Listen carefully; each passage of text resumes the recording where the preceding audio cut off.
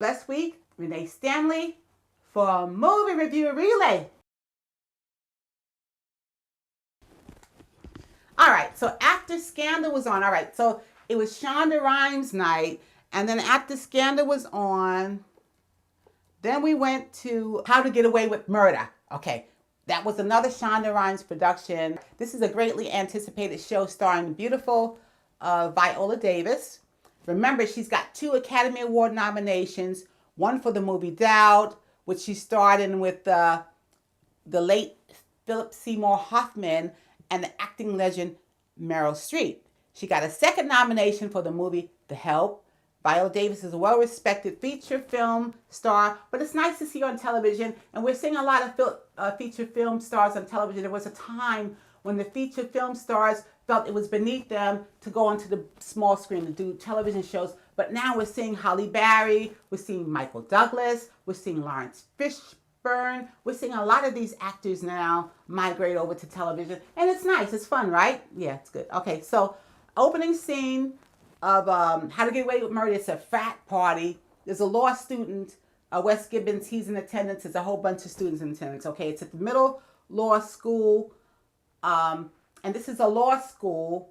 Well, I shouldn't say it's a law school, but this is where the class is held for criminal law, the class in which Viola Davis' character is teaching. And she's an attorney, and she's a law professor, and her name is Annalise Keating. And she's married. She has a middle-aged husband. She's middle-aged too, about. And the husband she's black, beautiful black woman, and he's white, a handsome white guy. All right, so they're married.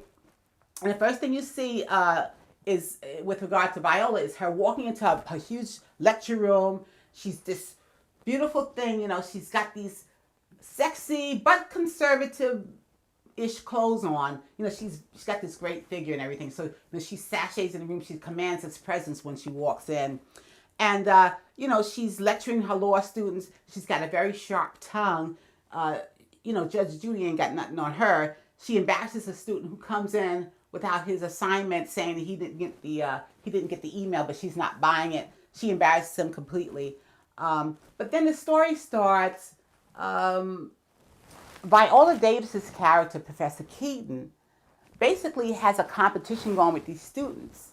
The ones who can follow her direction and get these clients off, because a lot of her case studies that she gives these students are real cases. So if these students can get these clients off, you know, if she feels they're good enough to do that and she can use it or whatever in a case, well, they get to join her firm and, of course, work for her, make a good salary, have a great career. She's trying to fast track them, you know. Young people know what that means. You know, you can find the right person that can get you on the right track and you can make a lot of money real quick. A few of her students work very hard, and when I say they work hard to get information and do what she's asking them to do, one of them even has sex, you know, with another person. You know, it's a guy who's gay, and then he finds a guy that he needs information and stuff from. He's gay too, so they have an affair, you know, just to make certain that he gets his way. In other words, they're crossing lines that are not just maybe legally suspect. They're also morally suspect. Do you go to sleep with someone just to get information from them? I think people do that every day. But anyway, that's part of the dilemma. They do anything to get, you know, to get these people off. All right, so Wes Gibbons, the young man that she reprimanded earlier for not having been prepared, he walks into her house to give her some information. He walks in on her being having a sexual encounter, a very erotic sexual encounter. So she doesn't seem embarrassed or anything. She's just like, oh my goodness, Frank, you forgot to lock the door. That's what she tells the guy, you know. At first she explains that after he catches her in the encounter, he explains that she's under a lot of stress. Her and her husband trying to have a baby, so it's a lot of things going on in her personal life. But the next day when Wes says, I don't want to work for you, almost in disapproval, you know, judgment, he's kind of feeling, I guess, you know, she's immoral. She's letting him know, you know, stop whining, okay?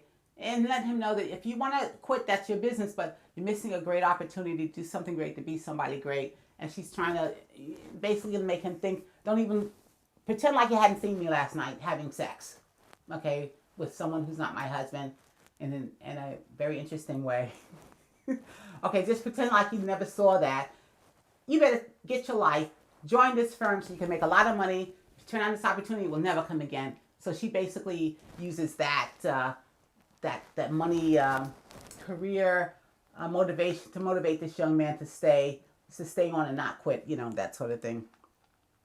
All right, so she's already revealed her vulnerable side to Wes, uh, you know, and what happens near the end of the first series is that they set up these characters, and you see Wes Gibbons and some of the other colleagues, the young people around, they're burning. It looks like a bonfire at first, but then when you look closely, they're burning a body. They're getting ready to burn a body, and everybody's pledging not to tell, this group.